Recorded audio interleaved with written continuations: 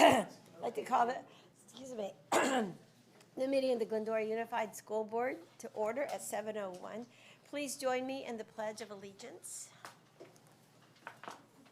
Ready? Begin. I pledge allegiance to the flag of the United States of America and to the republic for which it stands, one nation, under God, indivisible, with liberty and justice for all.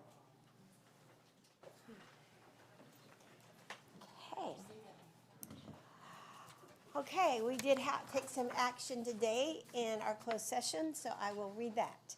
The Glendora Unified Board of Trustees in closed session upon a motion by Ms. Borg, seconded by Elizabeth Reuter, and a vote of 5 yes, 0 no, has approved the amount for workers' compensation settlement for employee 0012223 GLUS 109898 in the amount of $425,000.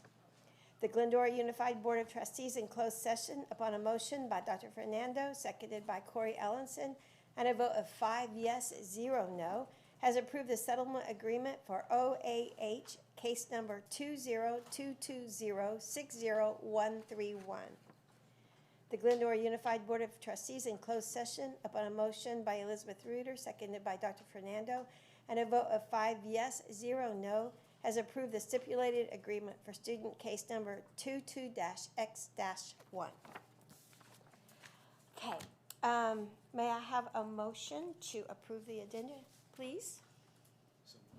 Dr. Fernando moved. Second. Thank you, Ms. Borg. Are there any changes? Okay, all in favor say aye. Aye. The agenda is adopted as presented. Thank you. We are very happy to have everyone here. We have a new student rep. We are excited to welcome Lavina Chen.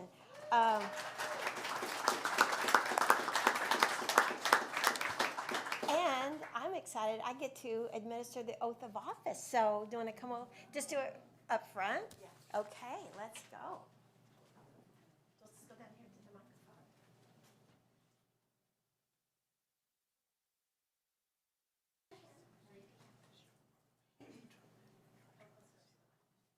I, Lavina Chen. Yep. Do solemnly swear. That I will support and defend. The Constitution of the United States. You need to turn it on. Oh, it's not on. Sorry. Okay.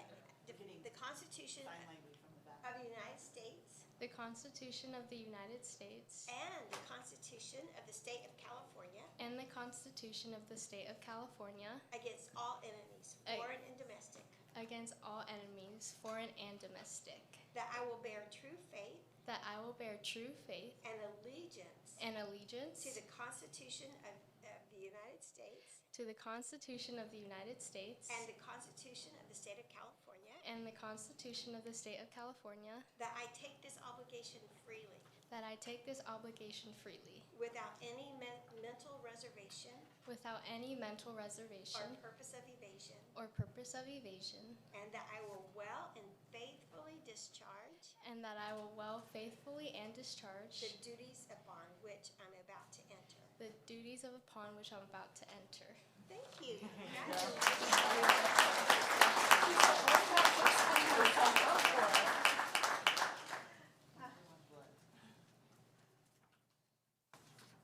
I love this oath of office. I hear it just thrills me. Anyway, gives me excitement. Okay, let's see.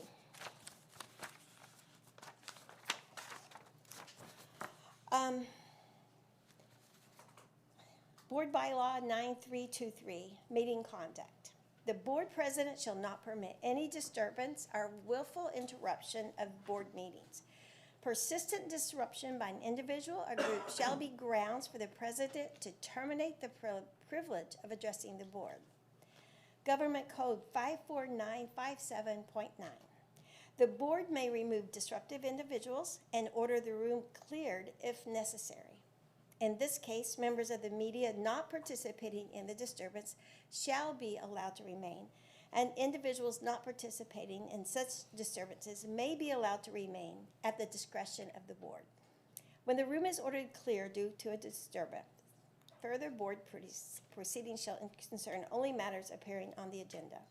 In the event that any meeting is willfully interrupted by a group or groups of persons so as to render the orderly conduct of such meetings unfeasible, and order cannot be restored by the removal of individuals who are willfully interrupting the meeting, the members of the legislative body conducting the meeting may order the meeting room cleared and continued in session. Only matters appearing on the agenda may be considered in such a session. Representatives of the press or other news media, except those participating in the disturbance, shall be allowed to attend any session held pursuant to this section. Nothing in this section shall prohibit the legislative body from establishing a procedure for readmitting an individual or individuals not responsible for willfully disturbing the orderly conduct of the meeting. Okay, having read that, it is now time for public hearing. So what I'm going to do is I will call the first person, and then I will call the second person so you can be on deck. Okay, first speaker is Jeff Wynn, followed by Jen, is it Tanzio or Tanzillo? Zillo, okay. Jeff will be first.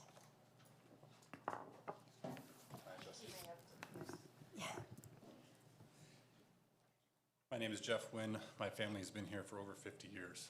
We always knew this town was pretty unique. And for me, there was a singular constant reminder that everybody could see, and that was the foothills.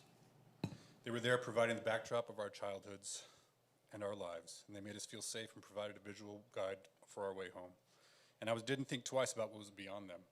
But some days you couldn't see them. Our foothills, where the end of the earth began and our lives began, while beautiful also trapped a poisonous byproduct of our society, smog, most of which didn't originate here. It was blown in by an invisible yet clearly identifiable power. Who remembers smog alerts? We had over 800 stage 1 and 2 alerts from my kindergarten year to my senior year in the late 90s. And we couldn't do anything. Leaders, teachers, parents, we were all powerless to this threat. Our solution? Heads up, 7-Up. Or no running the mile for Mr. Waldman. In other words, we literally had to hide inside and wait it out. Now again, on bad days, it seems that we are unable to recognize our foothills even from a short distance. It's not the smog blocking our view. It is not because we have to stay inside and not breathe the air. It is because a different toxic social byproduct that has been trapped by these foothills and poisons our community has been blown in from outside force. Some of us have fallen, sat silent while we cringe at the spectacle. Some of us have been unwittingly aided in its spread, and regrettably some of us contributed by passionately repeating the vile rhetoric, or worse, attacked those we once called friends. But none of us are powerless in this struggle. We do not have to hide inside closed doors against this threat. Everyone here can decide to treat each other like a human being with dignity and respect. And as a community, every one of us is obligated to speak truth to misguided or willful ignorance. My mother, Zandra Borg, has been part of this community for over 50 years. Her family has sat in Glendora classrooms for over 108 school years. They participated in over 90 seasons of Glendora youth sports and played over 30 seasons of GHS athletics. All of that is still counting, all while being white. To confuse providing equity and a voice for all with anti-white racism illustrates a profound stupidity, a willful ignorance, and a dance with our nation's worst history. And to stand by and not object to this language is to cooperate in sowing division when we should be coming together. Each one of us has 3 minutes to listen to someone else's point of view, but we need to clear the smog. Remove this poison from the pride of the foothills. Our schools are not under attack. It's time to save our decency. Thank you to the board.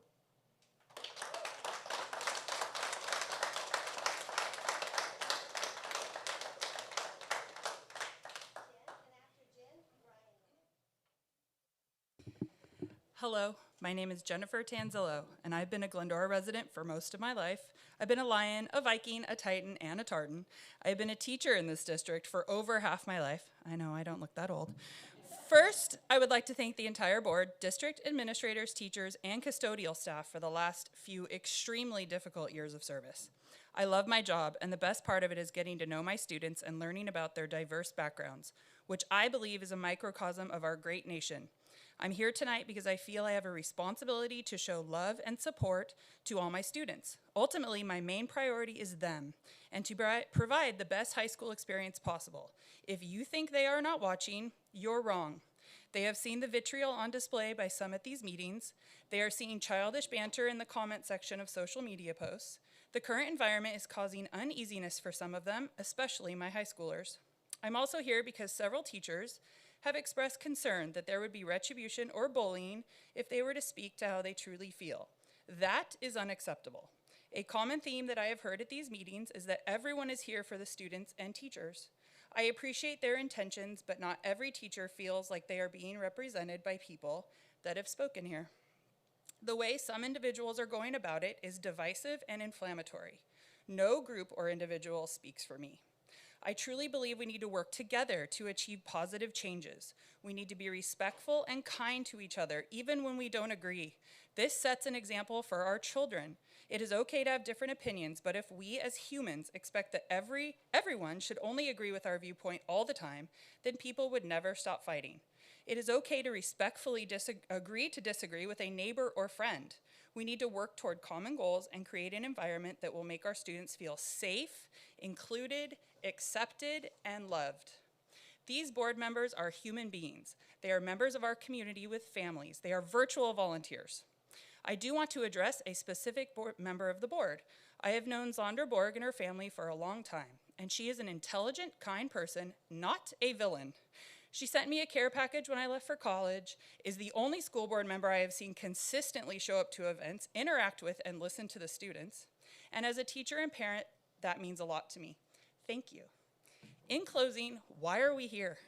It's for our kids.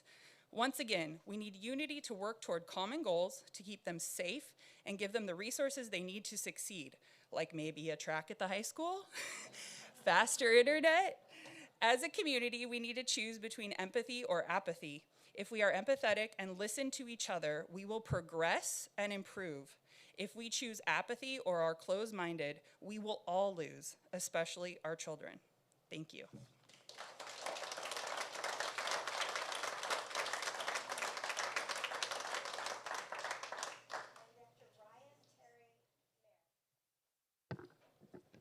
Hi, my name is Ryan Wynn. I have lived in Glendora for 44 years, minus some time during college. My comments tonight are not only for the board, but also for the community. This town does not look or feel like the town I grew up in some great ways and in some not so great ways. I love the diversity and the added perspectives that have been shared. It is heartbreaking to see the division the same diversity has caused. The division that began a few years ago has hurt our community and our schools. It has gone well beyond the line of appropriate comments and feelings shared to personally attacking those that volunteer their time to work for a school district. There have been threats sent to board members, enough to warrant Glendora PD to do extra patrols of their homes. There has been yelling at board members and now the slandering of board members' names. This behavior is never acceptable, and I'm sure not tolerated within our own homes. Why is this tolerated now? Our children are watching, your students are watching. They hear the yelling, they feel the anger, and they see the division. That means they are losing during the chaos. My 10-year-old son heard adults yelling during a board meeting, cheering for those they agree with and booing those they didn't. His exact quote was, "Why are they booing people? You say the booing is disrespectful and never okay." A great conversation about our own behavior and the kind of people we strive to be is what follows. I hope that each of us have been and continue to be proud of our words and actions during this important time. Different perspectives are necessary for progress. After reading about the importance of living with multiple perspectives, I ran across a quote that reads, "Your perspective will either become your prison or your passport." In order to grow, create, and solve issues, there needs to be ideas from multiple perspectives. Allow it to be your passport. There must be respect and empathy. It is time for all of us to do some self-reflecting. I challenge each of us to allow our minds and hearts to be open and willing to listen to those that don't align with our own. Our job as humans is to listen to others' ideas respectfully, not to villainize those that think or believe differently. To those that appreciate and want the education of your children to be diverse and inclusive, one that represents each type of person and each type of family, an education that prepares your children for a world outside of Glendora, take heart. There are many in this community that agree with you and want the same for their children. We may have been quiet in the past, but the quiet is now ending.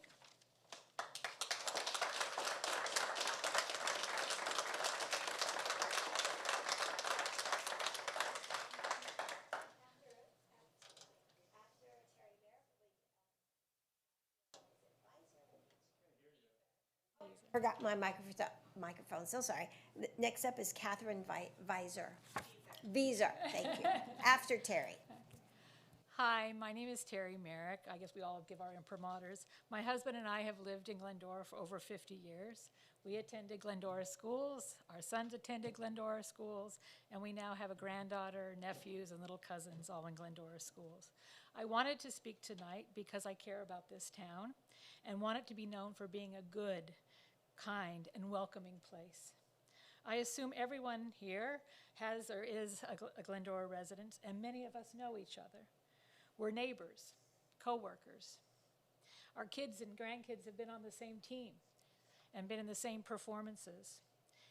Some of us attend the same churches and houses of worship. And it's obvious that there are deep differences between us. We have deep and passionate differences about who should govern us, what curriculum should be taught, and perhaps deepest of all, what the future of Glendora should look like. The fact that we're acknowledging these differences is a good thing, since they've always been here. And I know this because I've lived here, like I said, over 50 years, and I have a huge extended family that has also lived here, and we have long disagreed and debated issues just like these. The challenge is how to work well together, to care for one another, and to care for one another's differences while publicly voicing our differences, our children, all of our children. I know we can meet this challenge because my own family has been doing this for years. And besides, we owe it to each generation to show them what it means to genuinely love and listen to your neighbor, especially when you disagree with them and when you're tempted to see them as an enemy. We offer this statement of reconciliation and mutual accountability as a first step in meeting the challenge that all Glendorans need to face. All of us who hope for a town where every child and every adult is welcomed and can flourish. Thank you.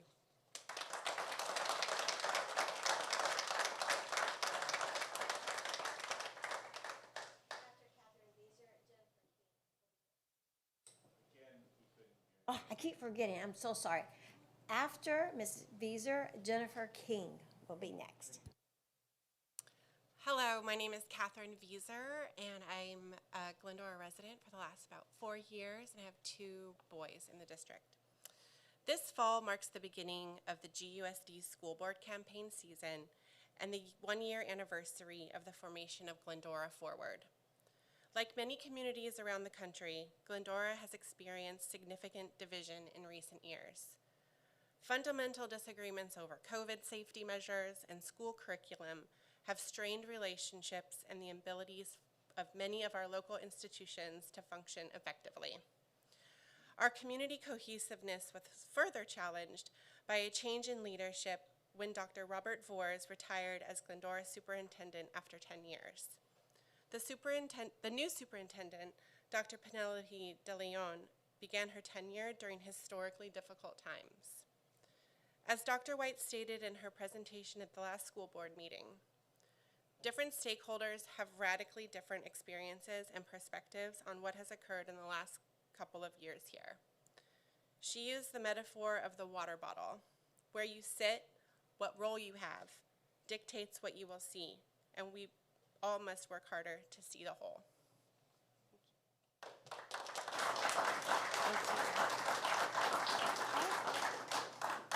After Jennifer King will be Helen Grant.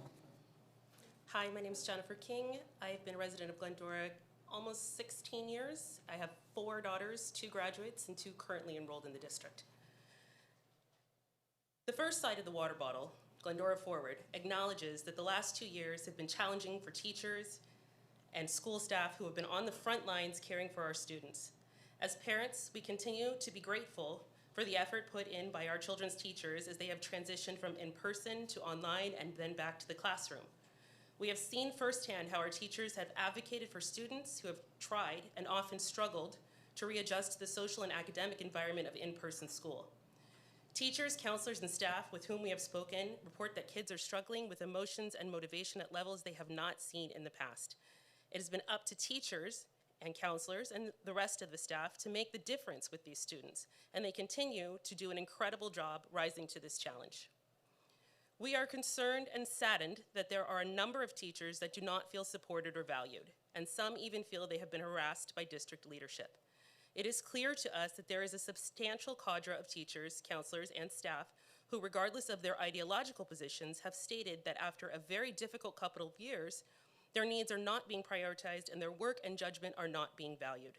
This is not sustainable. Now, for another side of this bottle. District leadership. Glendora Forward has been aware that both our former superintendent and school board were subject to troubling conduct during this period. These interactions went beyond the expression of otherwise valid grievances to include harassment and the spreading of misinformation.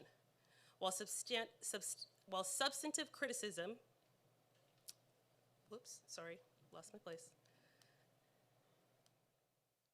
While substantive criticisms and debates are important parts of the democratic process, and managing dissent is part of good leadership, the level of harassment many of these leaders faced was excessive.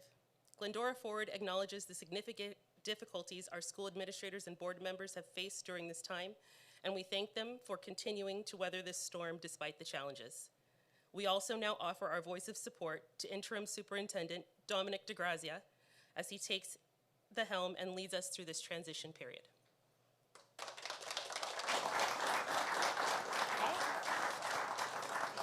After Helen Grant will be Drew Price, please. And I'll say Grant's my maiden name. Glaze is my married name. I'm Helen Glaze. I have 2 kids in the district, one in high school and one at Goddard. To follow on what Jennifer said, we know that all sides of this difficult dynamic have attempted to take steps to resolve these issues, and that the result has been further conflict. This isn't surprising. Our community has gone through a historically unprecedented level of upheaval, and we have not been at our best. If we want more unity in this town, though, we're going to have to work at it. We can continue to advocate for our value differences, but we must not retreat to our echo chambers to formulate accusations and further escalate these problems. We must stand up and advocate for our beliefs, but we must do so respectfully and truthfully, remembering that we are neighbors. As Glendora Forward engages in this conversation, we come to the table with one foundational belief.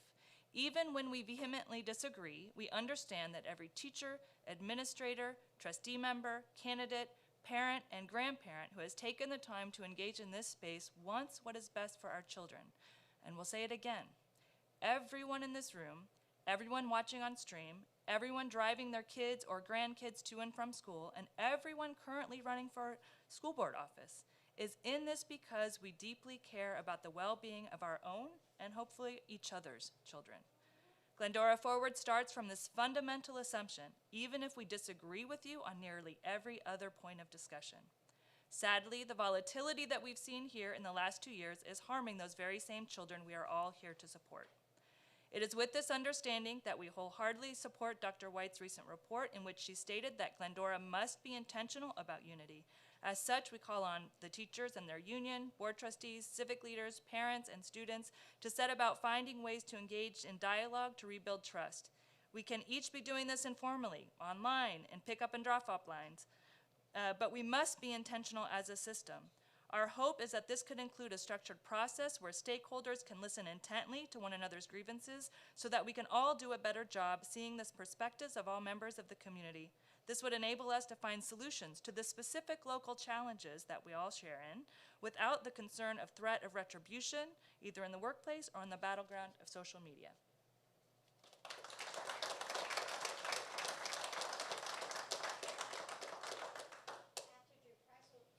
Thank you. After Drew Price will be Carrie Mangana. My name is Drew Price. I have not lived here for 50 years. I have lived here for 4 years with my partner, and the fact that our 3-year-old will soon be attending Glendora schools makes the next thing that I'm going to tell you particularly interesting to me personally, and to hopefully everyone else in a similar situation. Glendora Forward will continue to advocate for a more inclusive community in the following ways.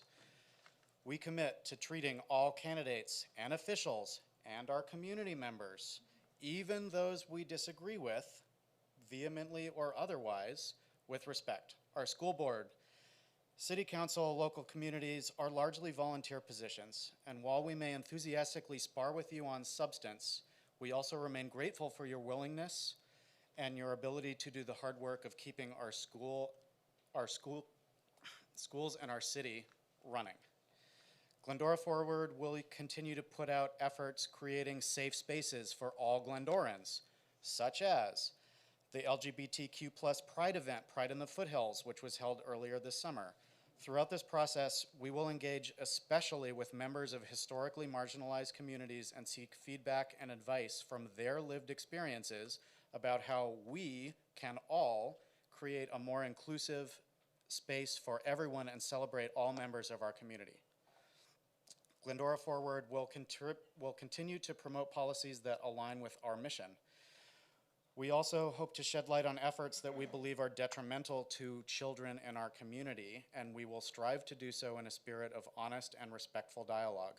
We invite you, everybody, to engage in this conversation, especially if it's about things that we disagree about.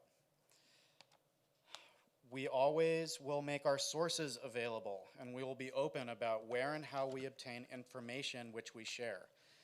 We can and should debate enthusiastically on real issues, and we feel strongly that we cannot devolve into mic dropping or gotcha politics or spreading misinformation for the sake of emotions. So let's all move Glendora forward together. Thank you.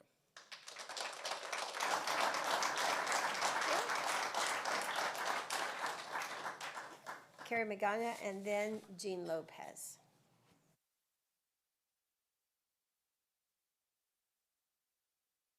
Good evening, board. For those of you who have not met me yet, my name is Carrie, and I am a concerned Glendora resident, and I have lived here for over 50 years.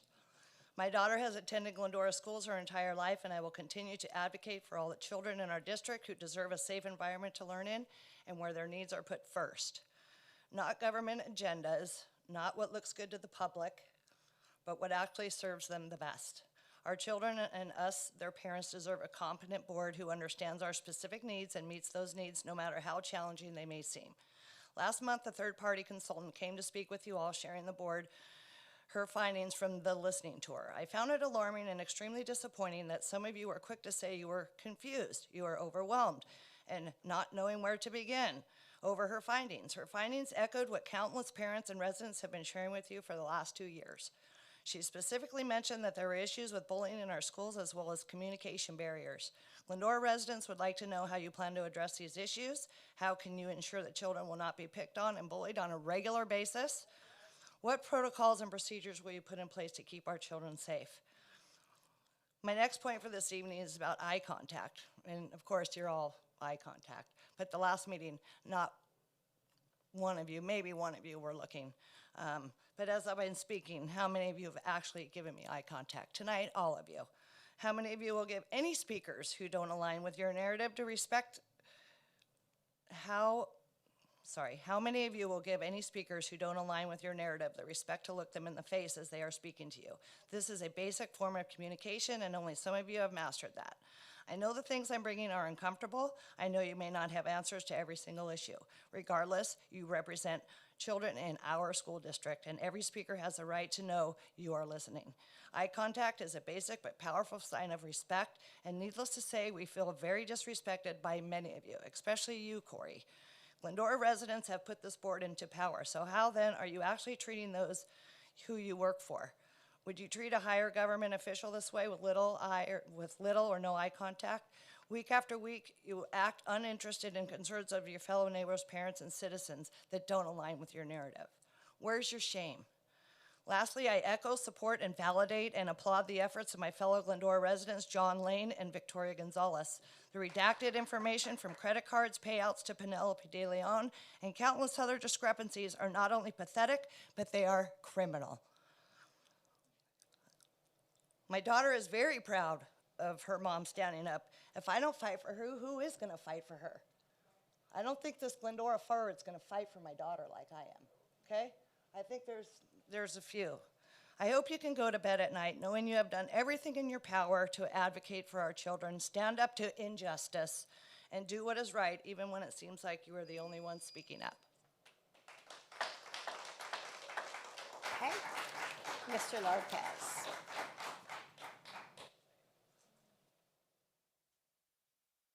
Good evening. My name is Gene Lopez. You're on a roll there for a while without any separation, right? And Trustee Borg, you've taken a lot of heat, and I'm grateful for your family. They came up and supported you, and the rest of you, which is good. And I live on this cadence of mutual purpose and mutual respect. And sometimes that's been lost in the last couple of years. So if I have an opportunity to apologize for any of the rudeness that has been brought to you, take it from me. I apologize for that. But we're still at some differences. We still have differences, yeah. And so we have to, take a close look at that. And so for the friends and family who are here tonight supporting the board, good for you. And I respect that. I came tonight, though, to take a look at something different than I have in the past. And those are the benefits that our teachers and staff are receiving from the school district. There's a little bit to be desired. And I know that because my wife is a new employee here in the district. And some of the health benefits have a lot to be desired.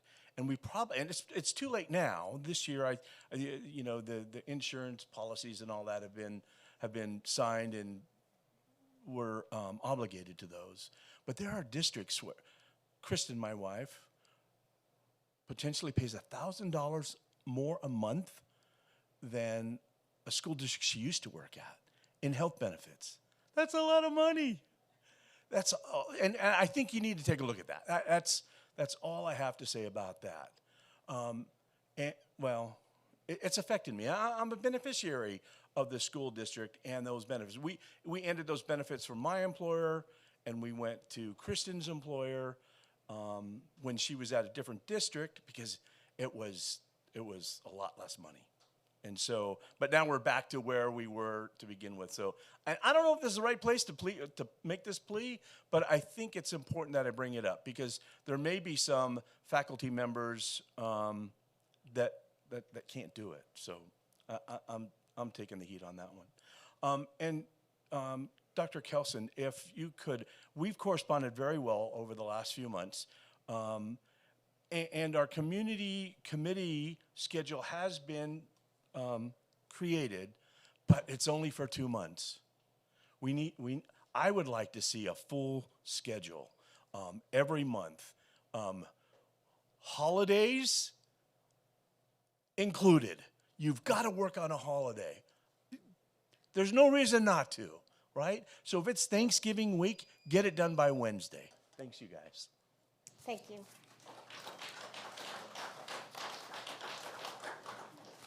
Thank you for all who came out and who made comments tonight. We appreciate hearing from you. Yeah, I was very negligent. We have a new face sitting up here. This is Dr. Tower. He's one of our interim assistant superintendents of human resources. So welcome very much. I'm sorry I forgot. Anyway, okay. Now it is time for our public hearing. I'd like to open. I did it gently. Sorry. Open our public hearing. The public hearing is now open for the sufficiency of textbooks and instructional materials for the 2022-2023 fiscal year. Are there any public comments regarding this hearing?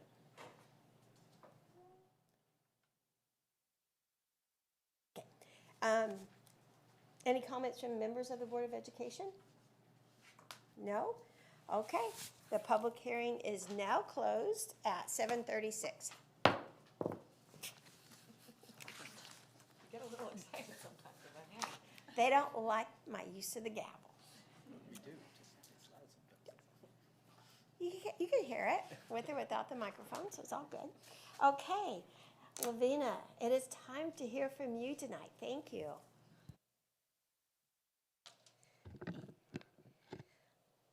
Good evening, Board Trustees. My name is Lavina Chen, and I will be reporting on the following schools: Stanton Elementary, Sutherland Elementary, Cullen Elementary, Sandburg Middle School, and Glendora High School. To start off, I will be reporting on Stanton Elementary. Stanton Elementary is soaring through a successful start of the 2022 and 2023 school year. They welcomed parents back to school on August 23rd and heard from both PTA and GEF. Stanton is looking forward to their first PTA event on Friday, September 30th with a movie and a soft opening of their book fair. Students attended and participated in a character assembly on Friday, September 9th, where they learned how to be a great Stanton Eagle.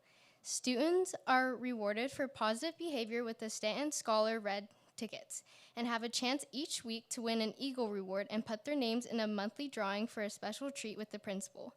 Wellness Week was also a successful hit. Stanton celebrated all aspects of wellness throughout the week. On Friday, they wore yellow and celebrated wellness by bringing student favorite stuffies to school. Due to rising temperatures in the last 2 weeks, Stanton participated in a walk and talk recess and enjoyed playing games inside. Next, Sutherland Elementary School. Sutherland students and faculty have worked together to ensure a smooth start to the 2022 and 2023 school year.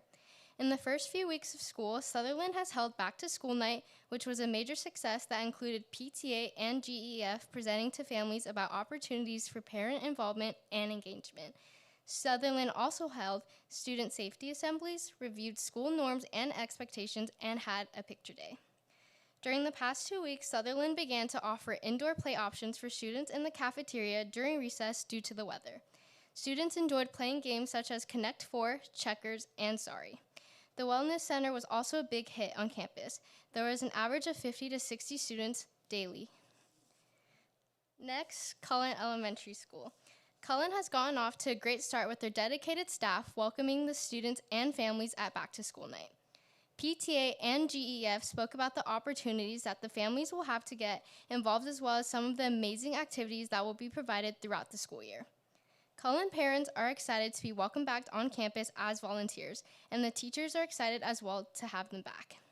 This year, Cullen's focus is Attitude is Everything.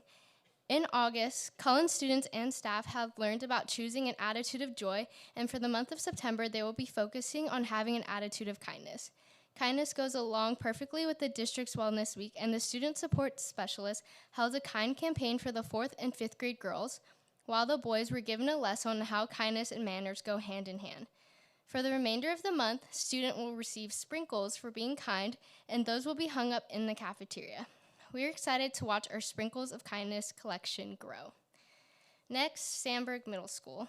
Sandburg kicked off its spectacular year by welcoming their incoming 6th graders through their Web Where Everyone Belongs orientation.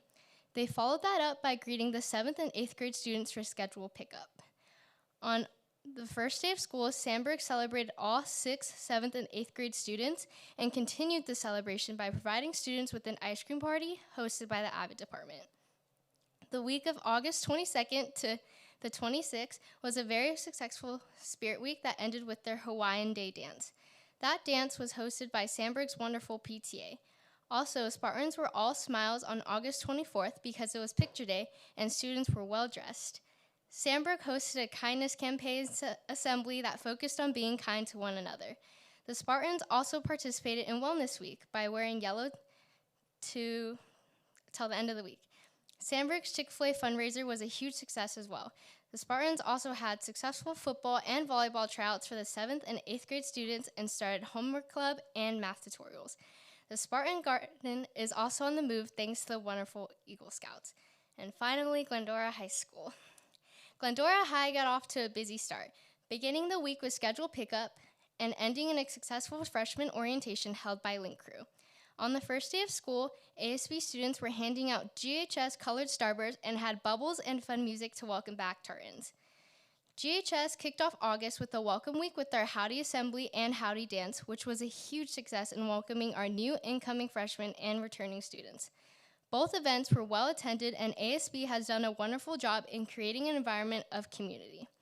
GHS ASB is gearing up for Lost in Neverland homecoming events for all Tartans and the community, which includes our homecoming assembly, parade, game, and dance. Today, Club Rush kicked off and will continue until Wednesday with over 60 clubs offering Tartans the opportunity to join and get involved. There are a wide range of clubs that support a diverse atmosphere to ensure there's a place for everybody on our campus. The Glendora Tartans have kicked off fall sports. We have had many GHS students and community members come and support our teams home and away. Show Choir is having a Zumba fundraiser on September 22nd to raise money for their program. Drama is holding auditions for their musical Little Shop of Horrors, and currently the marching band is preparing for their competition season, and they're actively involved with their home games performing at halftime.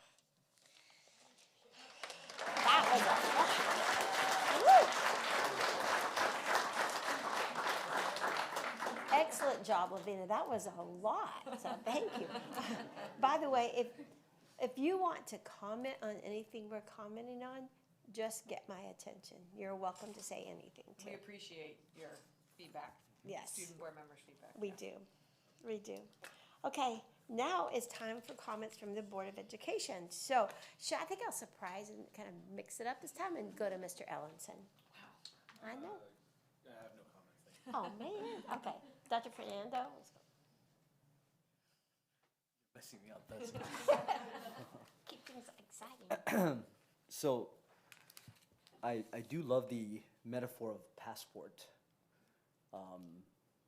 And one of the things I think, I don't want to take this too far, but one of the things I think is unique about a passport is that you renew it every couple of years. And so when you have a passport, you do not keep it for your lifetime. And I think the same goes with our ideas, our perspectives, our understanding of the world around us and other people's perspective. That there are times, if we are truly lifelong learners, as we are asking our children to be, that we are constantly checking, reframing, understanding, renewing how the world is operating around us. What are our implicit biases that we need to check at the door? Because, in fact, the passport that is stamped in our book is out of date. And I think that is a fundamental point that I think is at question as we approach not just November, but as we approach the future of this community. That the pride of the foothills, hopefully, is not based in a pride that is several years old and for a yesteryear. That our students, like the one sitting up here, does not foresee and does not envision. That's something that I have been challenged with as I have sat up here as a board member. And so with that, I actually like to take the model of our students, because I'm increasingly realizing that the model of our students is what I need to look at first, because I've been disappointed by the model of our community. And there is I won't embarrass the teacher, but there is a class at the high school currently that the class is debating the ethics of a very controversial issue today. And there are 20 high schoolers looking at the different sides of this issue. And the teacher is facilitating using information literacy, using perspectives from all sides of the aisle to dialogue and to discuss this very issue.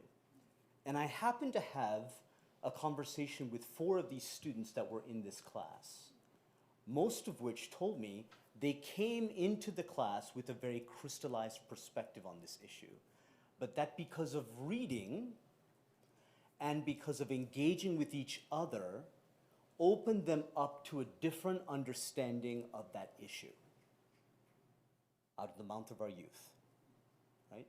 And so as a community member, as a board member, for how long I'm going to be here, that is my commitment, that I will continue to be a board member that seeks to see the perspective of the other, even if I don't understand it, don't believe it, don't agree with it.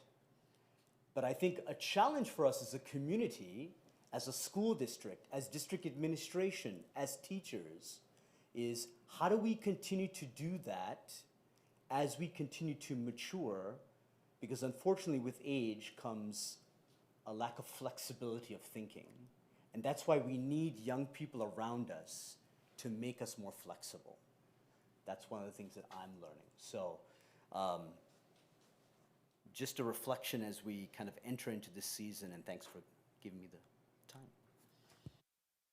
Okay, Ms. Ward, you want to follow that?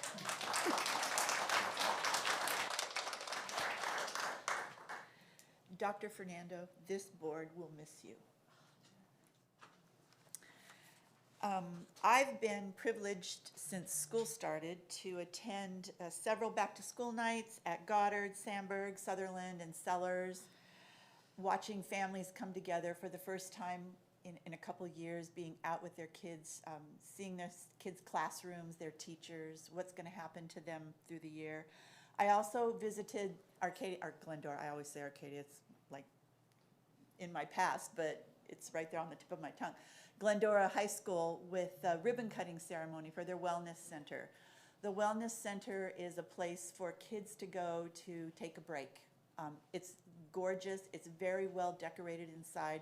It's a portable on the east side of the basketball courts. Am I describing this correctly? Behind the gym. So students were there. It was a great morning, seeing what all the counselors have done. We have some wonderful, wonderful counselors at the high school and all through the district, actually, that are really, I think it was brought to light that they're dealing with stuff they've never dealt with before. It's a whole new world for teachers and counselors and everything, so I'm very grateful for them. I also went on a tour of Sutherland and got to go inside classrooms and see kids working, learning. That's what it's all about. You know, it's about those kids and it's about those teachers that are working hard to keep that curriculum flowing for them and keep it interesting and keep it fun. There's nothing wrong with having a little fun while you're learning shapes or whatever it is. I was in kindergarten all the way up through 5th grade. It was great.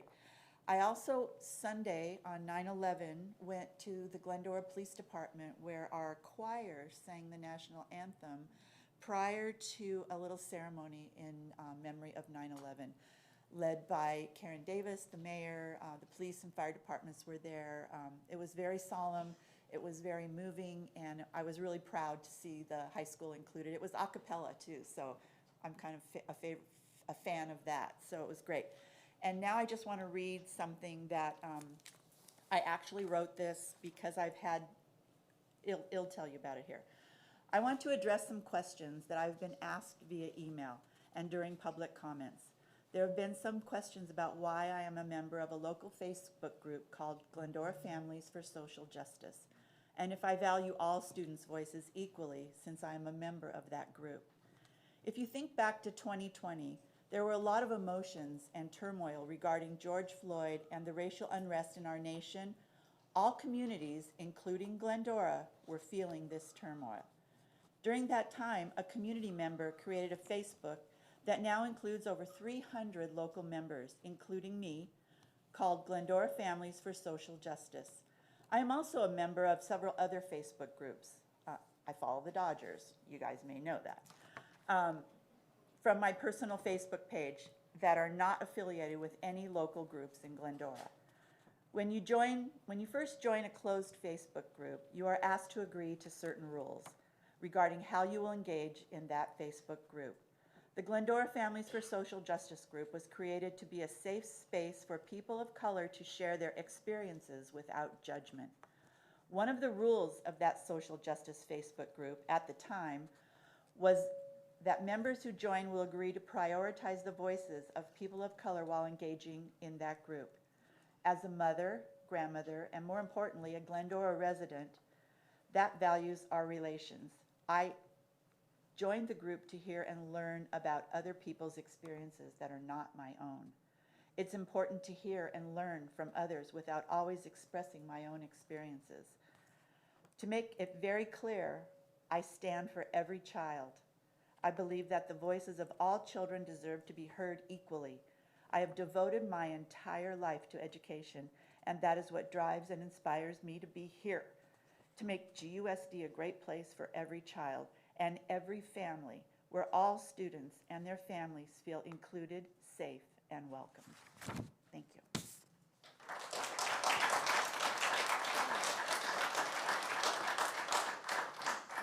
Mrs. Reuter. Thank you very much. I'd like to start off by asking Mrs. Vicar to please do me a favor and maybe follow up with Mr. Lopez in regards to some of our insurance options. I do understand that Mrs. Lopez has started employment this year, but Mrs. Vicar and her team and the insurance team did significant works to greatly reduce a lot of the costs of our insurances from previous years. And while I imagine you still feel like there is work to do, there has been a tremendous savings that has been realized as of this school year. So if you wouldn't mind following up with Mr. Lopez, I would really appreciate that. I heard a couple of different people in their comments this evening in regards to Dr. White's presentation at the last board meeting. When her presentation was over, a teacher approached me and suggested that there was more information that I needed to look into. I've had a couple of follow-up conversations with additional members in the community who have suggested while at large, the spirit of the conversation came through, but maybe they were expecting more details to have come out of her presentation. Dr. White had suggested at the end of her presentation that rather than give up 1,000 comments or whatever the case might be, that she had recommendations based on those conversations that she was going to make. I believe that Dr. DeGrazia in his superintendent report is going to give follow-up on a couple of those points this evening. I don't want to steal any of your thunder as far as that's concerned. So there will be a couple of updates as far as that's concerned. But I did want to state my commitment in following up on those recommendations that are going to be made.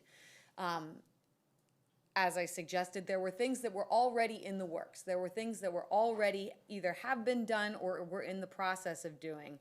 And so I will be following up on our intentionality as far as those programs and processes are coming. And I'll be doing that publicly with you all here in the evenings this way. And then there may be new recommendations and following up on those as well. But it was important information that we received. It's important that all sides are heard, and I am committing to you all publicly to be following up with this on a regular basis. I also mentioned at the last meeting that Mrs. Merkley and I were going to be meeting with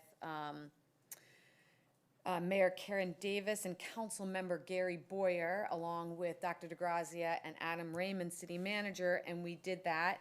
Had a lot of very productive conversations in regards to how grateful the school district is for the city's support with our school resource officers. Hey. Had some great conversations about that, but also talking about our memorandum of understanding that we're working on with the city as far as facilities use, joint facilities use, sports fields, a whole range of topics. And what we decided would be very beneficial would be for us to have a joint meeting of the city council and the school board to discuss some of those topics together and with the community, to invite all the different sports leagues to participate. And it was my understanding that we were going to be trying to schedule that meeting sometime in the month of October. So again, I'm just looking to follow up to make sure that these meetings are going to occur, because I do think that they're very beneficial for everybody in the community. That's all I have for this evening. Thank you. Thank you. I could just start crossing off my list of all the things that are on here, because I get to go last. I got to visit a few elementary schools last week, and it was really enlightening. I went into a classroom, and the teacher was singing most of the things she had. It was in elementary, it was lower grades, but she was singing instructions, singing about shapes, all kinds of things. And then one class we went to, and they were singing, and they were signing. It was like a whole foreign language. It was just such a cool thing to be able to see that. And Lavina mentioned a few how they were doing, walk and talk and games inside, that they planned for the heat because nobody wanted to be out in that, and it wasn't safe. And so they had plans, and it was grateful for the principals and all those who worked at that. I attended the ribbon cutting on the Wellness Center, which was really neat, thanks to GEF and the district, Glendora Education Foundation, who financed that or able to support that. It's an amazing thing to walk in there. And I hope that it will be a place of calm and peace for those who are there and of healing. Living, as you were talking about each of the schools, most of them mentioned PTA, all the things that PTA has done. So I would urge you to join PTA. They do great things for your kids. All the money that they raise in fundraiser stays and benefits your kids. So I would, again, urge you to join PTA. And yes, I am a member of all of them, and I'm still involved in Whitcomb's PTSA. Okay. Whew. Now we'll hear from Dr. DeGrazia. Thank you, President Merkley, members of the board, cabinet members. Lavina, welcome to you.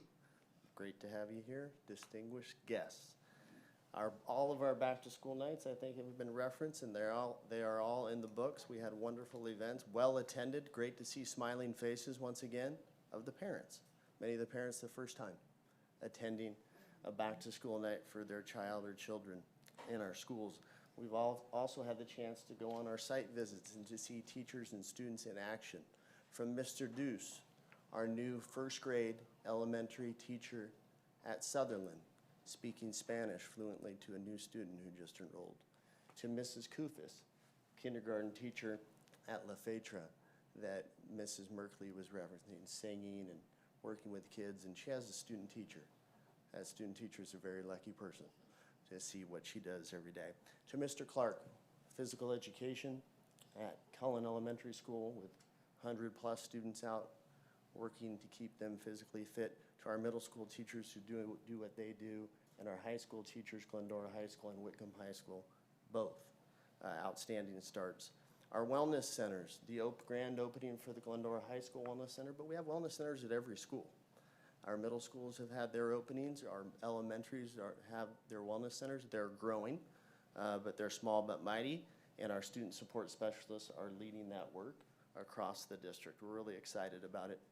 Last week, as you know, was Wellness Week. We ended the week with wearing yellow, but we need to focus going forward that every day and every week is a Wellness Week in the times that we're in and the social emotional needs of our children and what they've exhibited over the last few years and what they've been through. And so we do need to focus on that ongoing. Special thanks to our PTA volunteers. Plug again to join your PTA if you haven't had a chance to yet. But for all the hours they've put in and will put in, our PTAs are an exceptional group. Special thanks to our maintenance and operations team. Over the last 2 weeks, the heat has been exceptional, and I don't mean that as a good thing. It's been extreme. It's taxed our systems. Many systems were down. They were Johnny on the spot and nimble on their feet to fix and provide appropriate air conditioning to all students. Some great good news for a grant. Congratulations to our educational services team. We received a grant in the amount of $150,000 from LACO and the LA County Department of Public Health combination. It's called the Student 360 Grant to support student wellness and nutrition district-wide. We also informationally have our first college and career fair coming up next Tuesday night at Glendora High School at 6 p.m. in the event center. That is the first event of that kind in 3 years. So we welcome everybody to come out, and that's for all ages and all grade levels, not just high school students. A little bit on ELOP, and you might wonder, well, that's another acronym for education. What does that mean? Extended Learning Opportunities Program, and it's a grant, dollars provided by the state, and it's going to allow us to provide additional opportunities for students before and after school, on weekends, during breaks, especially focused on the elementary grades, extracurricular opportunities, world language opportunities, STEM or STEAM opportunities and activities. So we look forward to that being rolled out right around the 1st of October. We're receiving program proposals from our staff right now about that. You may have seen my letter that went out about communication. That ties to Dr. White's recommendations and report that we heard from our last meeting with a goal of enhancing communication. Our survey told us we needed to focus in and keen in on that in a number of areas, from websites to social media to consistency. So we're going to revamp our websites in full. That information will occur by the end of October, all district office site and all school site websites. Consistency in those and in updating our information as well. We will also provide a new monthly district office newsletter. The first one will go out this Friday, the 16th, so look for that to come out. We are also working on an annual update and report to the community, how we are working on our goals and striving towards assisting all children in this district. We will reinstitute our student, parent, and staff advisory groups, and so we are working to reinstitute and reorganize those right now. October 10th, we will have a professional development day for all of our staff. Preparations are underway for that. We have a keynote speaker, Kate Breckenridge, who will focus on the topic of the whole child. We will also look at multi-tiered systems of support for all students in our district, especially to serve their social and emotional needs once again. So we look forward to that because it's about having healthy, safe, engaged, supported, and challenged students in the Glendora Unified School District. And with that, that's my full report. Thank you, Mrs. Merkel. Thank you, Dr. DeGrazia.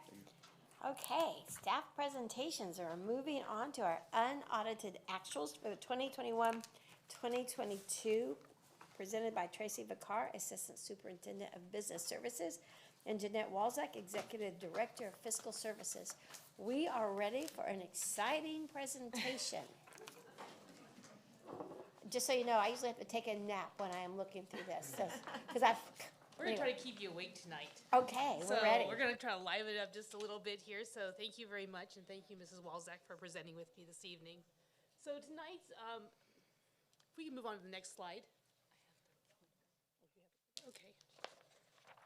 So as part of what we looked at tonight is about the unaudited actuals. And some of you may wonder what that is. This really is not the budget. This is really the closing of our books and taking a look at what it looks like when we close out our books from the prior school year.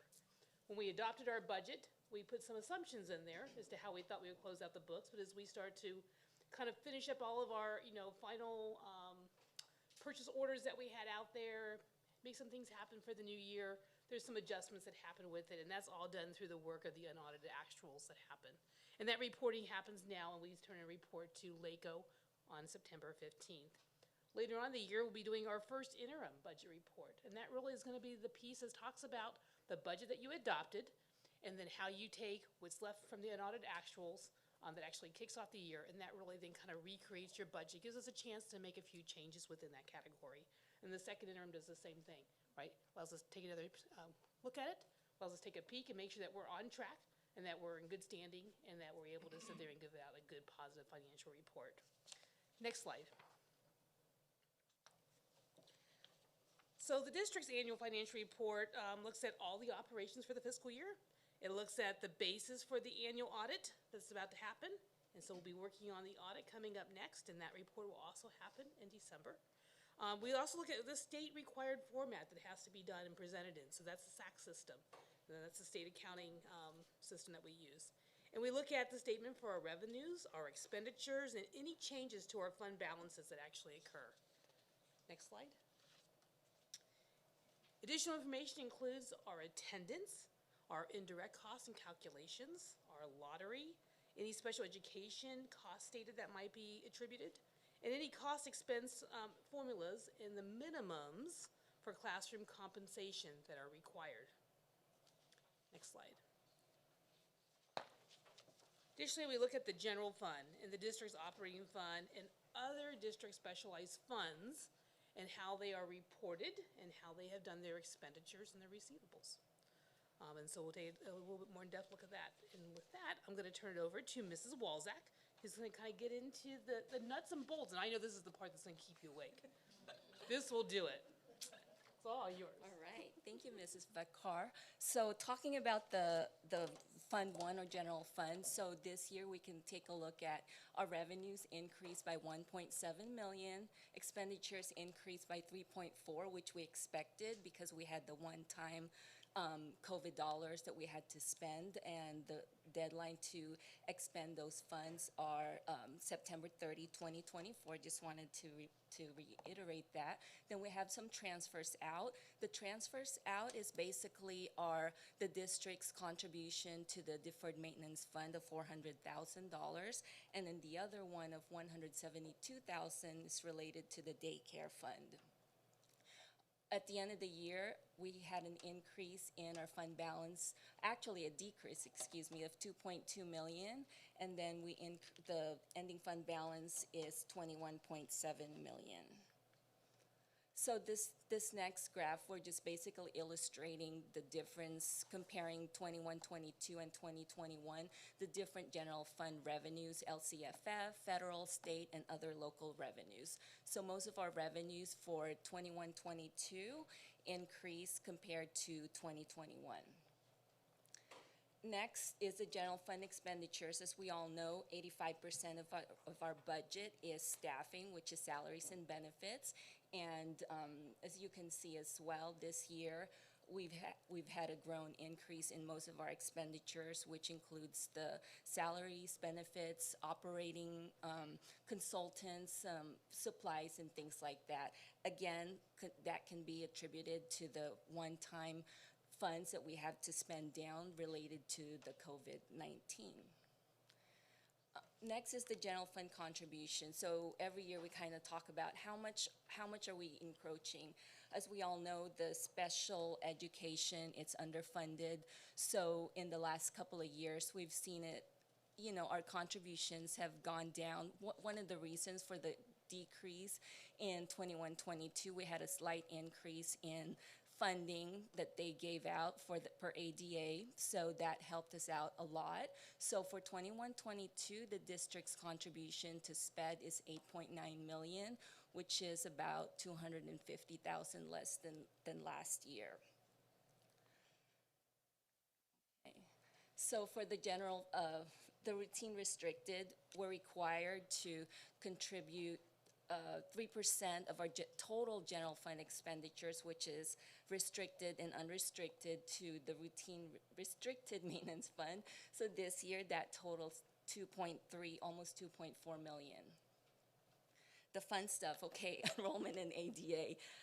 So in the last few years, we've seen a decrease in our enrollment, and then the last couple of years, because of the COVID pandemic, our ADA rate has decreased as well. In the past, prior to the pandemic, our ADA rate was roughly about 97%. So in the last couple of years, in the last year, 2021, it's about close to 92%. So that's about 5%, and we can equate that to at least $2 to $3 million. So we're talking a lot. The state, when the governor passed the budget this last May, basically, so for the 22-23 fiscal year, we're going to be funded based on a rolling average. So we're using the 1920, 2021, which we were on the hold harm list from 1819 ADA, and then our 21-22. Our 21-22 actual ADA was about 6,204 compared to about 6,824. So we've seen about 600, decrease of about 600 as when we're talking about ADA. Before you change slides, can I just say something about the ADA piece? I just really want to be able to extend our appreciation to all of our board members for your support that you did as far as advocating to try to get that average over a multiple year period. It made a huge difference in us being able to continue providing continuity of services. Extremely important. Your work was, much so appreciated, not only for our district, but for about 75% of all the other districts in the state of California that are in declining enrollment. Without all the efforts that you did for advocacy and making sure that they understood our story and the impact that it would have on us as we were declining, to not have that continuity of services was extremely important. So thank you.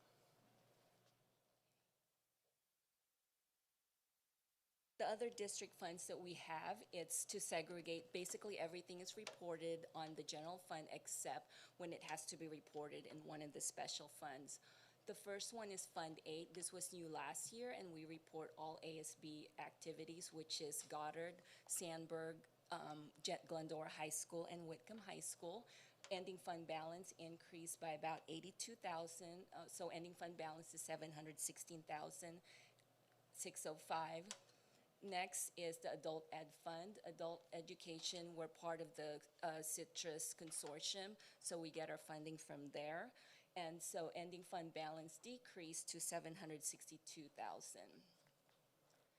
Next is the Fund 13, which is our cafeteria or nutrition services fund. They've seen in the last couple of years, they've seen their fund balance increase because of the meal reimbursement, the increase in that. So a couple of years ago, they were, as you can probably remember, they were struggling. So now they have a healthy ending fund balance of about 857,000, so that's good.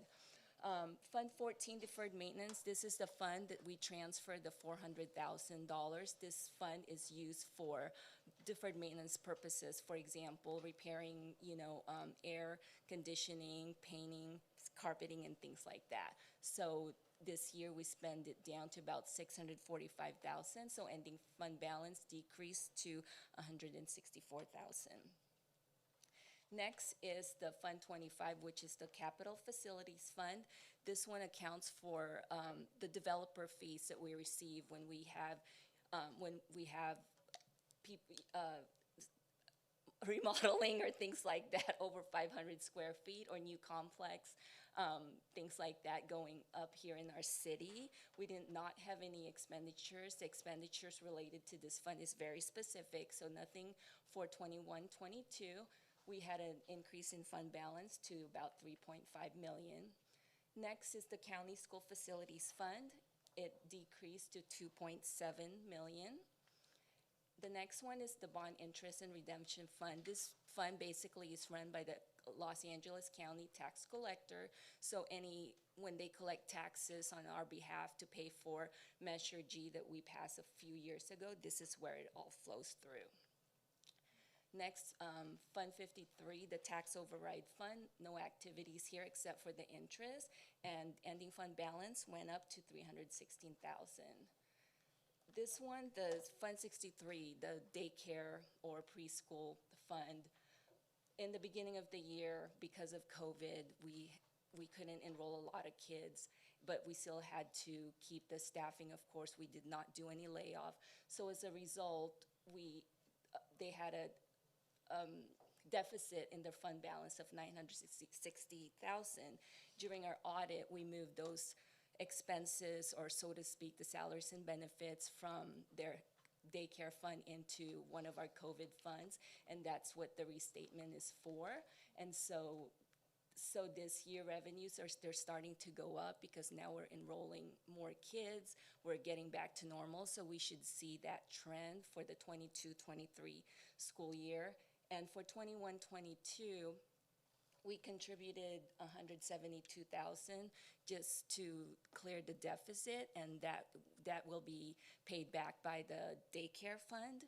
And so they ended the year with break-even, zero ending fund balance.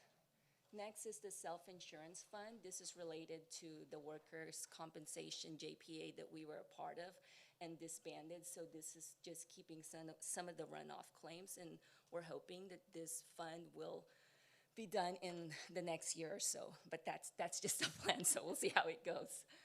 And then lastly, Fund 73 is the Foundation Private Purpose Trust Fund. We had a donation from Carol Gordon Endowment Fund. So basically, any interest during the year is given out as scholarships at the high school. What are the next steps? The next step, we have to submit the unaudited actuals to LACO by September 15th, so in the next few days. And then we're also going to review and update the 22-23 budget. And then after that, we're actually having our independent auditors come and do the field work first week of October. So they're looking at the ending results of our 21-22 unaudited actuals, and then prepare the first interim. So the first interim, as Mrs. Vicar mentioned earlier, will be covering the periods of July through October 31st, and that's due to the state on December 15th. And that concludes our presentation. Are there any questions? I stayed awake. So, you probably know that I am surrounded in my family by accountants. My husband, both of my sons, and one of my son's wives. Oh, and I have a son-in-law who will be graduating with his master's of accountancy this year. So I don't know anything about it. I read all these numbers and I'm like, great. I will have a few comments, a few questions, but I'll go back and we'll let Ms. Borg. I'm just going to mix things up tonight. I feel like Well, I just wanted to clarify something for the folks at home and the folks here. LACO is LA County Department of Office of Education. Sorry, I knew that. So that's all. I appreciate. I actually understand Thank you, it. Trustee Borg. I actually understand Thanks for the clarification. And understand school funding and get it. And you know, you got columns for this, columns for that, and you can't spend this on that and that on this. Thank you. Thank you. It's something I'm glad you're there to do. Okay, Mrs. Reuter, go ahead. I want to thank both of you very much and your entire departments. I know you guys have been hustling it out to get these books closed by Thursday, to submit. So thank you very much. I'm sure you've been putting in a lot of overtime. Just for my personal recollection, was it 18-19 that our cafeteria or our nutrition fund was at a deficit?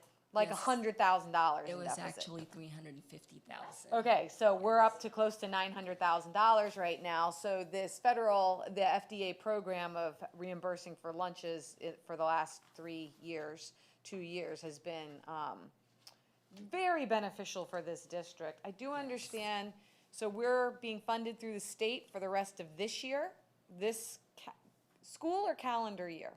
School year. This school Federal, year yes. is being funded by the state, but moving forward from that, we don't know at this We point in don't time. know at this point. Okay, all right, well, let's hope so, because that certainly has allowed us to do a lot of things. Oh, we're still doing the meal pickups and everything like that for community members, yeah? So we're not doing meal pickups. But Okay. What we are doing is we're reserving lunch back on campus. Okay. So we want to remind everybody that lunch is on campus. And breakfast. And breakfast.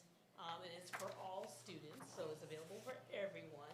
And it's important still, even though everyone gets a free lunch and breakfast, that people sign up for free and reduced lunch It meals. is. Actually, registering in helps us, whether you qualify or not qualify. Right now, everybody's being held harmless, but it helps us and it lets us position ourselves so that when the application's open, we're able to report exactly how Glendora Unified students are able to have access to quality meals.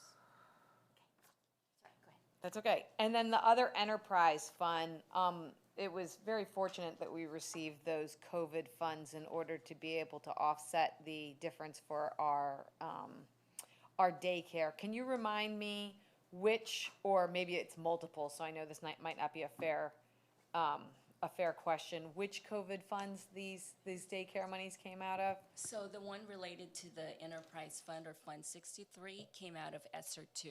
ESSER 2? Yes. Okay, and what is that now? Is ESSER 2 spent?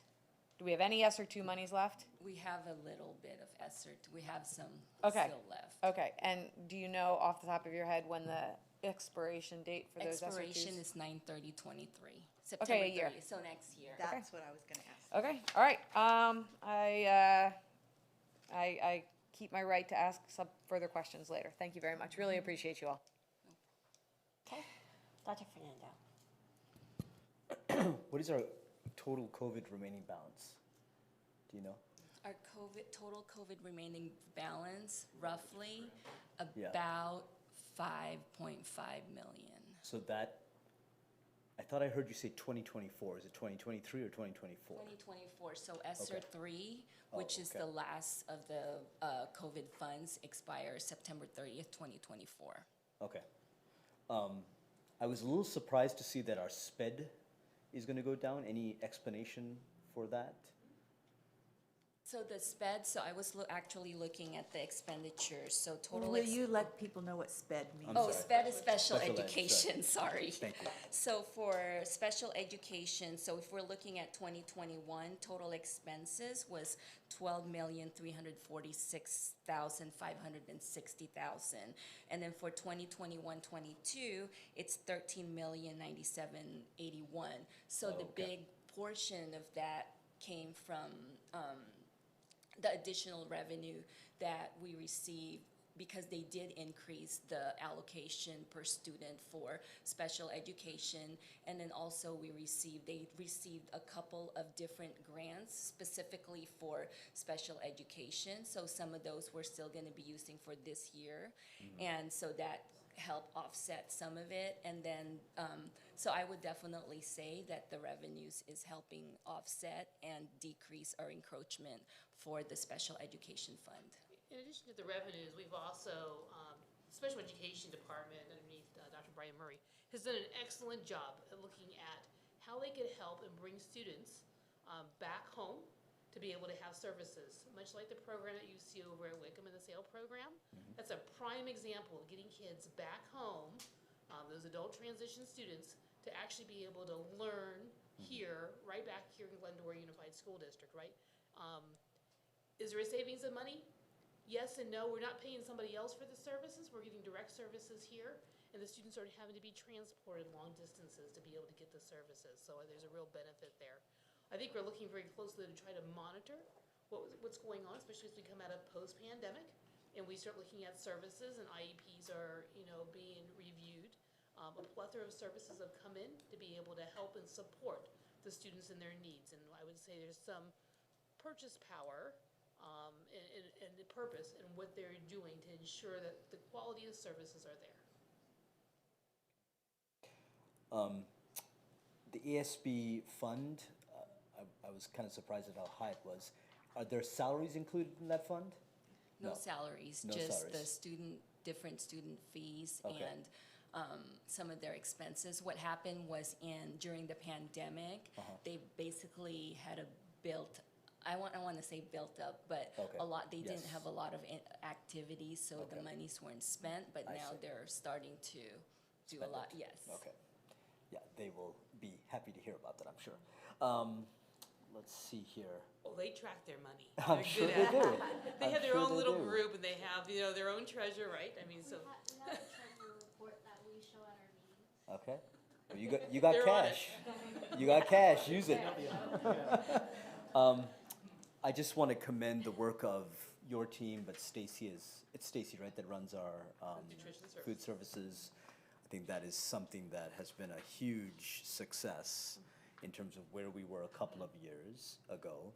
I think also the community needs to realize that our free and reduced percentage at this district has increased significantly. So I think there's a perception sometimes of Glendora, of the kind of community is, but when you look at the percentage of free and reduced lunch families, it's much higher than it was maybe a couple of years ago, indicating that there is sometimes an unseen need that exists in this family, in this community, that and those people may be experiencing stigma that we just have to acknowledge. But just want to appreciate the work of our food services. The ADA slide, if we could go back to that ADA slide, it's enrollment in ADA. I want to make sure that I understood, because you talked about there being 6,200 ADA in 21-22. So where? That's how many students we have? Not this number of students, but basically the enrollment rate. So for example, last year, our CBEDS, which is basically our enrollment at, I want to say October 5th, was 6,657. So, when they're absent, things like that. So like I said, about 92%. So 92% of that, it's about 6,200. However, I put the P2 ADA as $6,894 because we were funded based on Okay, that. that was the But confusion. for 22-23, they're basically going to take our 21-22 actual ADA, P2 ADA of 6,200 plus those, the 2021 and 18-19, and then that's how they're funding us this school year. Okay. 22-23.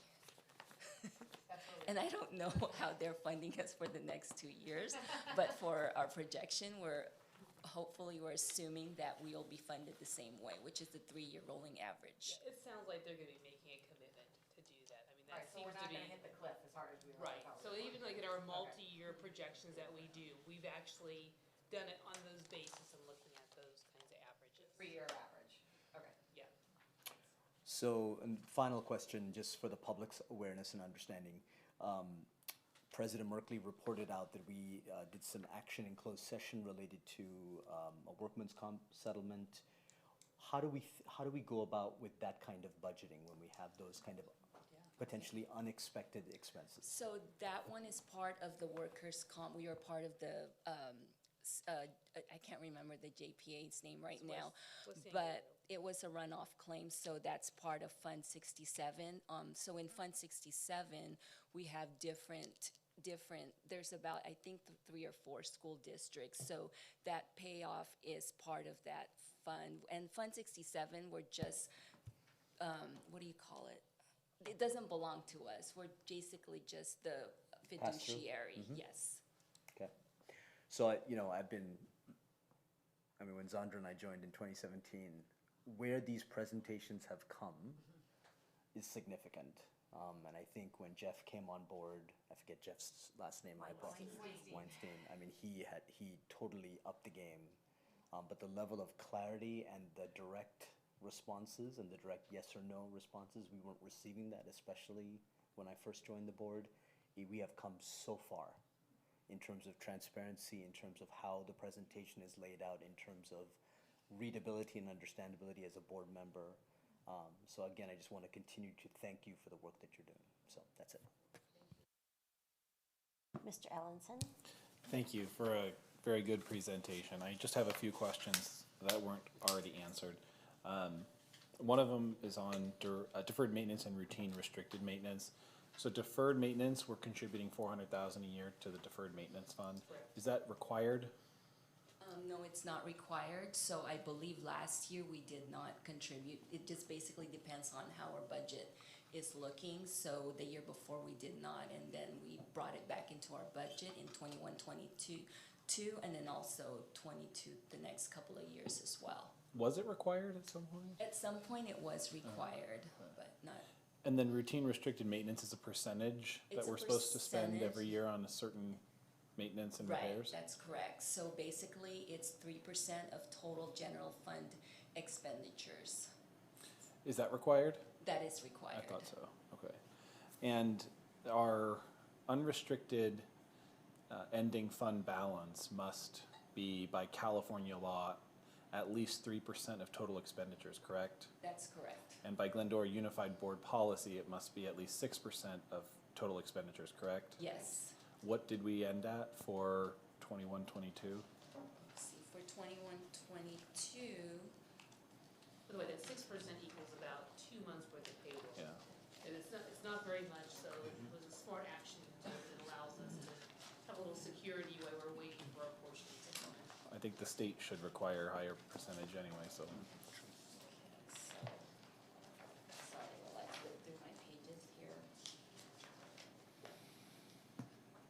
While So you're- it's basically, so the total, so we ended the general fund balance of 21.7, and 8.7 of that is restricted, so I can't think right now, I can't do that. This could be like 9%? Don't worry. That's fine. None of us can. None of us Yeah, can. it's We're fine. not gonna. Not to Mr. Allenson. Robin will correct you. Still awake. Um, Which is good. Yay! All right, I think that's probably around like 8 or 9%, which is very conservative and very fiscally responsible. So thank you for doing that and making sure we have we're not running annual deficits like we were at one point, but surplus and making the right decisions. I don't want our district to be in a situation like some of our neighbors where we're closing schools and doing layoffs or anything like that. So retirement incentives and good facilities planning is very important. There's been some great moves made over the last couple of years by the district, I think, to be able to bring some stability, and I think you're seeing the results in tonight's presentation, which truly has helped. And I gotta say, it's been a lot of work that's been done by the business office, but not just us alone. We need to thank our Ed Services team and our HR team for really listening and being very conservative in their approaches as we look at everything. And we are looking at everything, looking at all contracts. We're trying to make sure that we're doing a really good job ensuring that we're getting the most value and being able to provide the services to our students, especially. Last question, do you recall if the mandatory contributions that we have as a district, as the employer, to STRS and PERS, are they continuing to increase, or have they plateaued in their increases? They're continuing to increase. So last year it was 16.92%. This year it's 19.1, and I believe next year. That's for STRS. Yeah. So next year it's staying at 19.1. However, for PERS, it's continuing to increase quite significantly. We had about a 2.5% increase this year. Okay. Very good. Thank you. Okay, thank you. I only have a couple of questions. The Capital Facilities Fund, that can only be used for certain things. Can you tell us what some of those things are? For example, like building a classroom, because like the fund is, when new community members move in, they extend. So that's basically, they're saying, okay, there's going to be new kids and, higher enrollment and things like that. So that's basically specifically for that type of purposes, which building new things for. You also want to leverage that money, right? So it's not a lot of money that Glendora has. So when the opportunity happens and we can either get a matching dollar, that's really when we're going to use those funds to be able to leverage out there, right? Get some value added for it whenever possible, or when we really have to go in and do something bigger because something, seriously needs to be done to one of our buildings. We've got very aging buildings. We haven't been able to support a school bond, but I'm hoping that part of what our plan is this year is to really bring back a capital program that will show the various funds that might be available out there for us that we want to be able to go after, and then be able to use that to be able to help and support before we ever even ask our voters for any additional monies. And look at some of the priority work that needs to be done, looking at our air conditioning that's aging, looking at some of the portable classrooms that have aged, the roofs. The rains over the last couple of days, although it doesn't happen often, when it does happen, like the last couple of days, we definitely have seen some roof leaks, and so we know we need to get up there and do some damage control to be able to help it. So, our maintenance pieces that we have, as well as our capital program, is a piece that's really done underneath direction of our division in conjunction with our facilities team. So because I don't see us really getting that many more students from all the, they projected that we would have 2,000 students move in when they built some area, and we ended up with 20. And so we still got the money from the development. So you can use it to fix up the relocatables even though we didn't have more students come in? Yes. Okay. So yes, it does allow for you to be able to make some capital improvements. You have to have a plan, something that we'd be bringing back to the board, something that we would want to be looking at a priority list of what needs to be done based on a needs element. And the greatest need obviously needs to be addressed first. Right. Some things that maybe you couldn't spend it on, we would have to probably get, or not that you couldn't spend on, but we would probably have to get some additional permissions, which might then be coming from either the state architect's office, to be able to do some other kinds of projects, especially if we commingle different kinds of funds to be able to make things work. And like I said, we're going to be looking at how we can leverage additional funds wherever we can. Okay. And one other is, just want to point out lottery. How much lottery do we get per year? So we have two lottery funding. One is restricted and one is unrestricted. So for the unrestricted, it's roughly around $300,000, and then for the restricted, it's about $1 million. Okay. 1 million, so about 1.3 total. So it's just a very small smidgen of our budget. I just want to point that out because people go, what about the lottery funds? Well, it's not much. Okay, that's all I have. Thank you so much. It really was a very good presentation. Thank you. Thank you, appreciate it. Thank you. Okay. Yeah. Audience clapping for unaudited actuals. Wow. Good job, Jeanette. Wow. Okay, I need a motion, please, to approve the 2021, 2022 unaudited actuals as presented. Move approval. Thank you, Second it. Mr. Ellenson and Ms. Borg for the second. I'm going to assume there are no questions that they've all been asked. So, all in favor say aye. Aye. Any opposed? Okay, very good. Thank you so much. We got through that.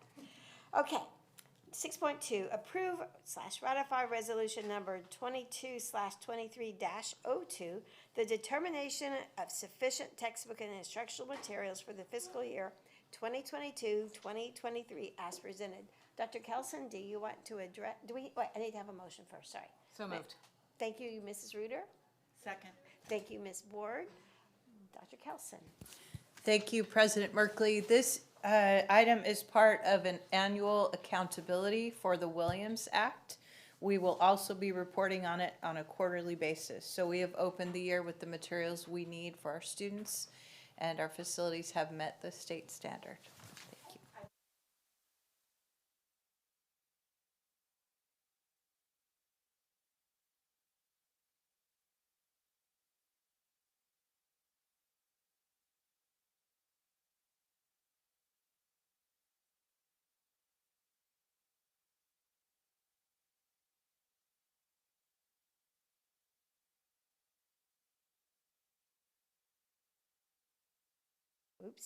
And Roland for 2023-2024. This is due to reaching capacity on the number of students who may transfer to Glendora USD from those districts through the District of Choice program. Dr. Kelson. No? Oh, move up. Thank you so much. Thank you, Mrs. Reuter. Do you have a second? Thank you, Dr. Fernando. Now, Dr. Kelson. Yes, thank you. Good evening. So I'd like to just speak briefly to a couple of items related to this topic. First, the board has received, and there are copies available in the audience, of some definitions of terms. Many students want to attend Glendora Unified, and those living within the district's boundaries have first rights to do that. There was a program in existence in the district for quite a long time. In fact, since the 09-10 school year, called District of Choice. When it came about, the first year we had 1,115 students who took advantage of that program. By law, every year, the number of students that a district can invite in from another district is reduced. This year, there are 14 students attending in Glendora Unified due to District of Choice. Is that a total of them that started when they were in kindergarten? Or is that It's is the it how many total, accepted in? it's the total of new applicants, because those other districts want to keep their students in an age where we've heard our friends in the business department indicate, for example, that I've heard 60, 70, 75% of California districts are in declining enrollment. So the students who are attending school in Glendora Unified generally reside here. We do accept a number of students on inter-district transfers, so that's a process that's been in place for a long time. It's different than District of Choice. To qualify for an inter-district transfer, a family has to apply to their district of residence, ask to be released, and then apply to the district they would like to transfer to. There is also a program called the Allen Bill, and that applies if a parent or a family member who holds educational rights works in the district's boundaries, they can apply to have their child attend in that district under a state law called the Allen Bill. So I hope I've helped a bit. I saw some other questions if you would like to entertain them. Yes, do you have questions? When you say 14, there's 14 new. Correct. So some of that original 1,100 or 1,300, there's still a few probably left out of those years. But last year, or for this school year, we had 14 new students. Correct. Okay, great. Just wanted to clarify. Not that many. And just so, again, the public knows that these districts have a cap. Yes. You can only take a certain percentage from 10%. the districts that were named in this. And once you reach that cap, it does, even though those students may move If they on, it's not graduate or growing. move, we cannot replace them. Right. From that said district. Is that correct? Yes. Okay. So, district of choice, in my opinion, was just a Band-Aid. We're happy to have those kids. We're happy to have, but I'm saying, for a declining enrollment problem, we can't replenish when this resource is graduated or moved on. So we're still stuck with declining enrollment. It's also important to note that a number of people in the room have been part of state groups that discuss this District of Choice program on an annual basis. The legislature and the Legislative Analyst's Office require districts to look at pros and cons, listening to their constituents, and also evaluating, if you will, without names, of course, statewide, the student performance based on the impact of a program like that. And Glendora has and will continue to be very active in those discussions as we look for opportunities for students. I know several years ago that at Almost Sunshine, they did decide to redo it, but we were asking for like a 6 or 7% rolling percentage, which would have been much better. We'd have had fewer, but we could have backfilled those who left. But and we did advocate for that, but it didn't happen. Anyway, any more questions? Okay, all in favor? Aye. Any opposed? Okay, motion carried. Okay, approve/ratify resolution number 22/23-04, authorizing the establishment of Fund 17, special reserve for other than capital outlay projects, fund and commit fund balance as presented. May I have a motion, please? So moved. Thank you, Dr. Fernando. Second. Thank you, Ms. Board. Dr. Kelson? No. Oh, darn. This one comes back to me. So this is a new resolution for the board, and it really was created to be able to provide additional transparency as to how the board is using dedicated money that was inside the budget.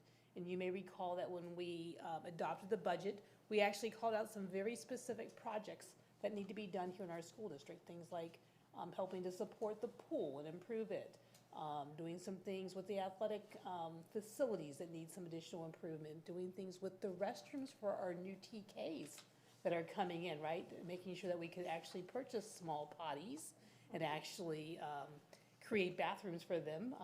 We're excited about having that new grade level come forward, right?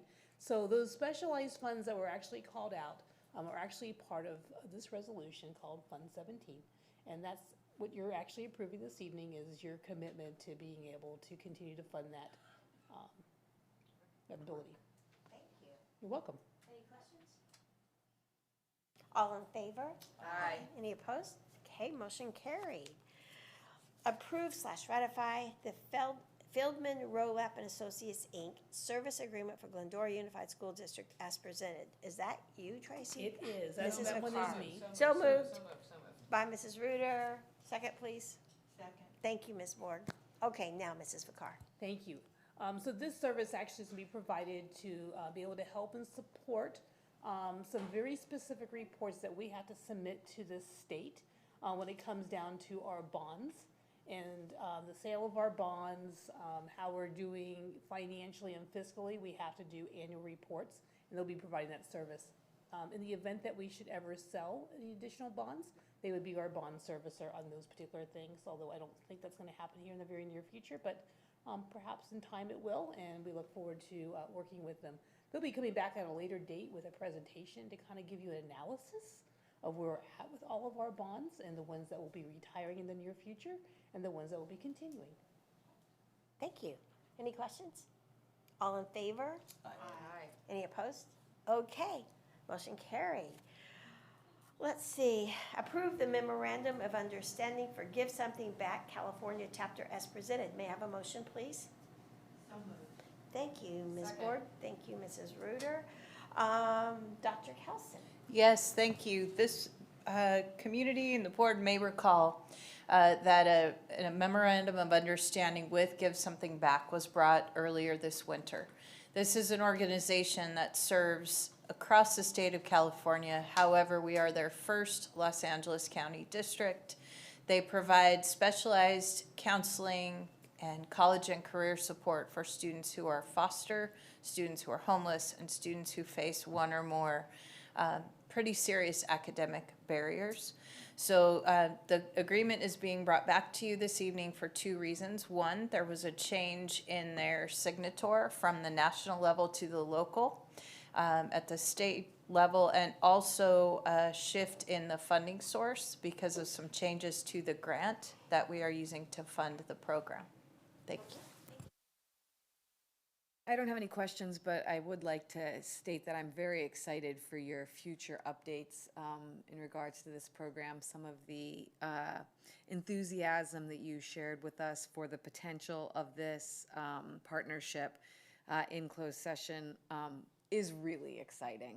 What we will do, what we will be able to do. So I really am looking forward to the updates of this MOU moving forward. Thank you.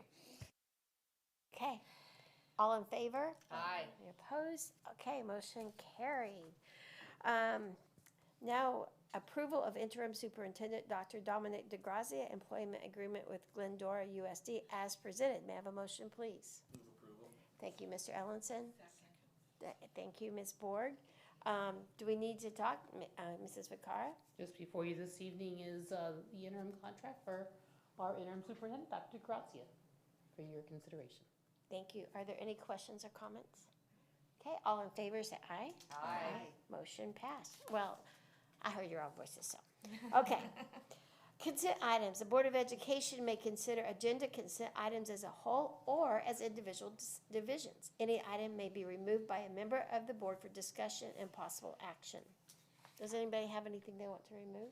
Just have a question related to 10.3. Okay. Pull that one. Yeah, why don't you pull that one? And do you want to make the motion, Dr. Fernando? Let's move blanket approval of all consent items except for consent item 10.3. Okay, may I have a second? Second. Thank you, Mrs. Reuter. Okay, all in favor? Aye. Any opposed? Okay. Then we'll come back to 10.3. Dr. Fernando? I think you gotta move first. I'll move approval. Oh, Second. okay. Moved by Mr. Ellison and seconded by Mrs. Reuter. Dr. Fernando? Okay, so, I'm understanding the content of this agreement. I'm just wondering if there is going to be measurable goals and objectives done by this consultant, and how will that be reported back to the board? Okay. Is that Dr. DeGrazia? Mrs. Vicar? I can take that one. So we're entering into an agreement with Dr. Quetco, former administrator here in Glendora. He has provided some unique services to be able to help support us in identifying our goals and to be able to have the mentorship and the support systems. He is providing services to the entire cabinet, as well as to Dr. DeGrazia, as we move forward during this first semester.